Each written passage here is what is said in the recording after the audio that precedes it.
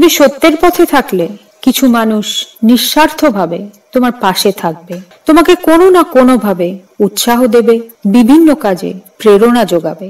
একইভাবে অন্যায় করলেও কিছু লোক পাশে এসে দাঁড়াবে, অন্যায় করতে বা অন্যায়ের পথে এগিয়ে যেতে আশ্রয়, প্রশ্রয় বা মদত দেবে। কাউকে গিয়ে গিয়ে ডেকে আনতে হবে না, নিজে থেকেই আসবে সবাই। যে যেমন সে ঠিক সেই রকমই খোঁজে এবং খুঁজেও পায়। এই নিয়মেই চলে দুনিয়া।